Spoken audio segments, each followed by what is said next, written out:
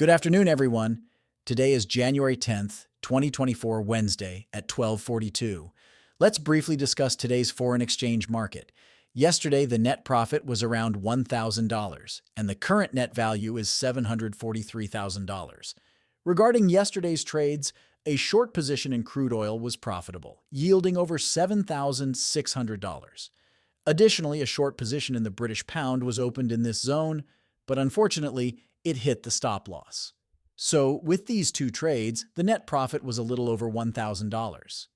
Let's take a look at today's market. Today, the market has been relatively choppy for the past 2 days. In the last 3 or 4 days, there has been a pattern of consolidation. After the non-farm payroll data on Friday, the first 3 days of this week have been characterized by consolidation. These past 2 days haven't been easy to trade.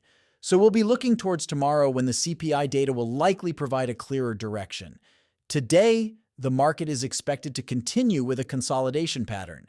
Dealing with this kind of sideways market can be a bit challenging as both long and short positions have their merits. Personally, regarding the US dollar today, I lean towards taking long positions on dips, showing a slight bias towards the upside. Considering a pullback, I would consider going long around 102.3. Moving on to gold, yesterday we saw a rise followed by a retreat. The current position of gold appears somewhat weak. However, before tomorrow's data is released, the probability of gold making a significant breakthrough is not very high. Given this trend and the trapezoidal pattern, yesterday's rebound didn't make it higher and it's getting weaker.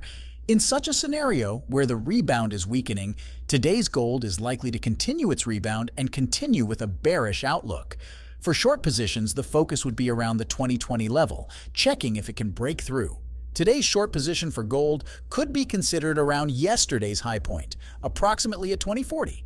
If the price does not break the previous low levels, around 2020 and 2018, there could be potential for long positions as well. But if there is an initial rebound to around 2040, it might be a good opportunity to go short. Moving on to crude oil, after the pullback, I made a short trade in this area yesterday. When this hourly candlestick moved more than halfway, I entered a short position and exited around this area. Currently, looking at crude oil from a daily perspective, it has pulled back again. The recent trend of crude oil has been fluctuating, with one day being bullish and the next being bearish, creating a back-and-forth movement. Yesterday, crude oil went up due to some news from Russia about production cuts. In January, Russia reduced its production by 500,000 barrels compared to last year. Additionally, in the U.S., there is significant consideration for storing crude oil in strategic reserves, providing a substantial buying interest in the market. The U.S. released a considerable amount of strategic reserves earlier, so there is room for purchases this year. These two pieces of news are influencing the current consolidation in the crude oil market. As I have mentioned before, I am optimistic about the upward movement of crude oil from this position. As long as the support in this area holds, there is a high probability that crude oil will continue its positive trend. Regarding the price of U.S. oil, reaching around $80 is not a high difficulty level, and it is quite feasible. For today's crude oil, the strategy is to continue buying, following the market.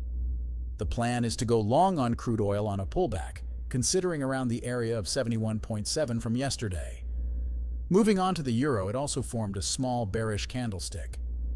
The euro is currently at a crucial position, and given this situation, there's a high probability of continued consolidation waiting for tomorrow's CPI data.